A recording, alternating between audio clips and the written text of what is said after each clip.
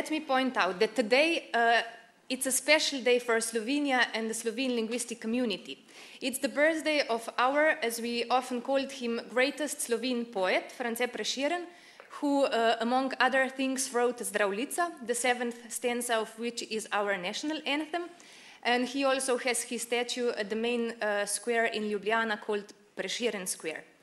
Besides, just today, 90 years ago, the first lecture was given at the newly established Slovene University, University of Ljubljana, and the Slovene community thus proved that the Slovene language can serve as a language of science and higher education, so serve in this most prestigious function. The lecture itself was given by Fran Ramovš, a Slovene dialectologist and linguist, and it was about historic grammar of Slovene. Where are we on the world map? At the crossroads of Romanic, German, Agrophonic, and Slavic worlds. And Slovene on the world map, if I may say so, of languages in 1991, when Slovenia became independent. Slovene got the status of official language of the Republic of Slovenia. It serves as a national language in all areas of public life, and the Constitution of Slovenia in Article 11 says that in those municipalities where Italian or Hungarian national communities reside, Italian or Hungarian are also official languages. In 2004, when Slovenia joined the European Union, Slovene became one of the 23, then 21, official languages of the European Union. It's estimated that there are around 2,400,000 speakers of Slovene around the world. The majority of these, of course, living in Slovenia, where the language is official language. There are minorities, Slovene minorities in Italy, Austria, and Hungary, where Slovene has the status of regional or local official language. The communities so legally, the status of Slovene and the Slovene language communities is well protected, well defined, but in practice, especially in public domains, the opportunities for using Slovene are more questionable. It is less ideal than on paper. Besides these neighboring countries, Slovene people also live around the world, in European countries, in the countries of former Yugoslavia, and also overseas. They, of course, speak Slovene, although the knowledge and the use of Slovene language decreases with generations. According to 2002 national census, there are almost 2 million people living in Slovenia. 87% of these have Slovene as their mother tongue, and those who declared Slovene nationality are less. So the number of people with Slovene mother tongue is increasing, but slower than the total population, so the percentage of people with Slovene mother tongue has been decreasing since 1953. Population of Slovenia by mother tongue, the majority speak Slovene, have Slovene as their mother tongue, and then there is quite a big group of Serbo-Croatian speaking people. We call them sometimes unofficial minority. The difference with the Hungarian or Italian minority who have legal protection in the municipalities where they live, the group of Serbo-Croatian speaking people do not have any special legal protection. Languages of communication at home and in public, the question was only asked in the 1991 national census. we can see that the percentage of those using Serbo-Croatian is much lower than the percentage of those who have Serbo-Croatian as mother tongue, whereas the percentages of people using Hungarian or Italian is approximately the same than the percentage of those who have these languages as their mother tongue, which is connected with the fact that they have legal rights to use their mother tongue also in public. Una altra vegada va malament, Espera't, li dono el meu perquè més ràpid. Go ahead. Yes. So, I would like to lead you into the past with a short test. You might know the answers, you might not, but I would like to make sure you know when it all started.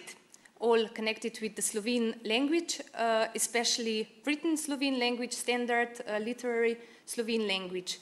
So the oldest text, Brižinski spomeniki, around 1000 religious text, and then in the period of Reformation in the 16th century, the first books, and the Slovene language was standardized, then the literary language was developed.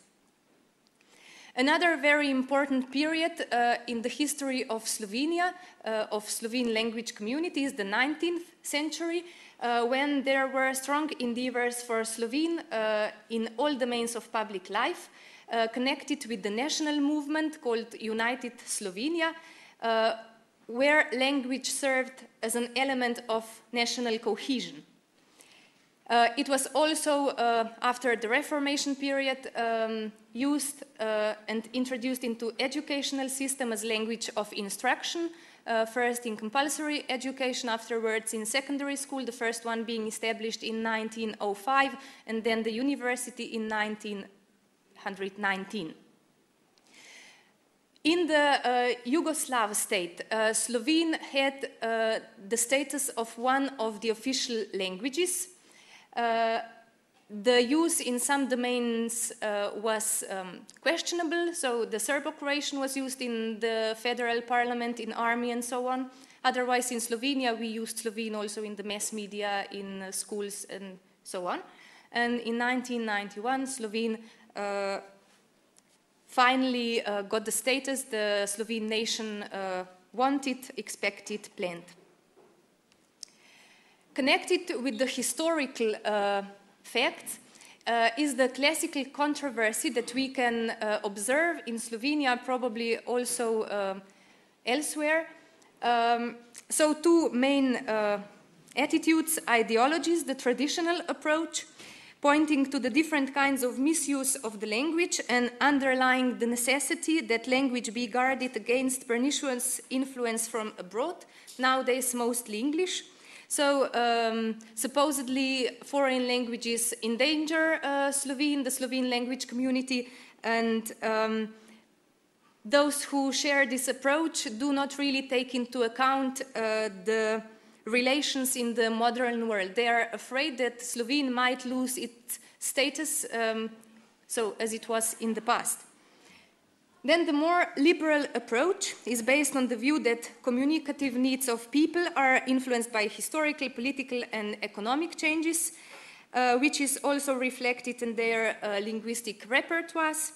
Those who share this approach think that policymakers should accept this fact, refrain from repression, treat the language in consistency with modern linguistic thought, find appropriate ways for affirmation of the language status and language culture of its speakers. If we go through the sociolinguistic changes since 1991, the biggest and the most important difference is, of course, the language status the Slovene language has had since Slovenia became independent.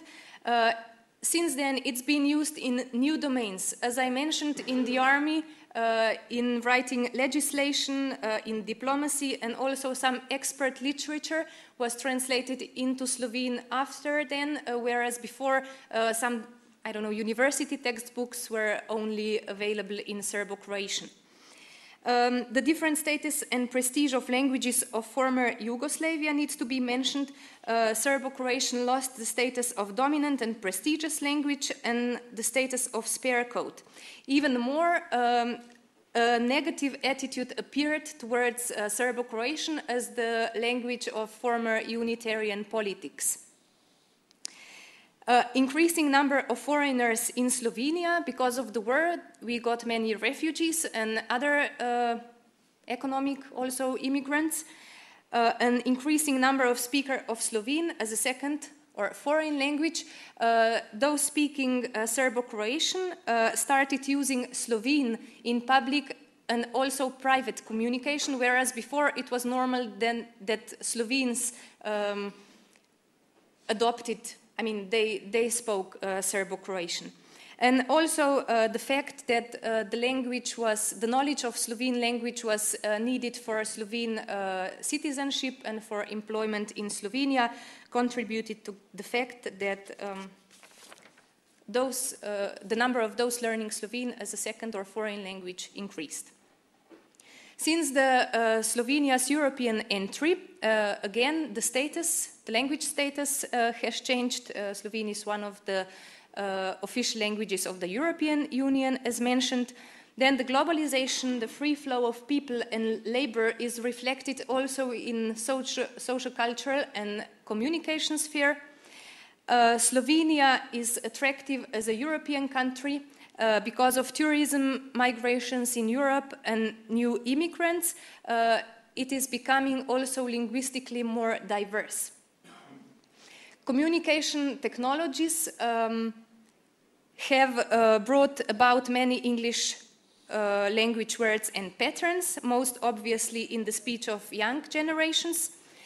And many warnings concerning increasing use of English from the people supporting the traditional approach, as previously mentioned, have been launched, especially about public science, the language of expert and scientific meetings, scientific publications, university lectures and seminars, etc.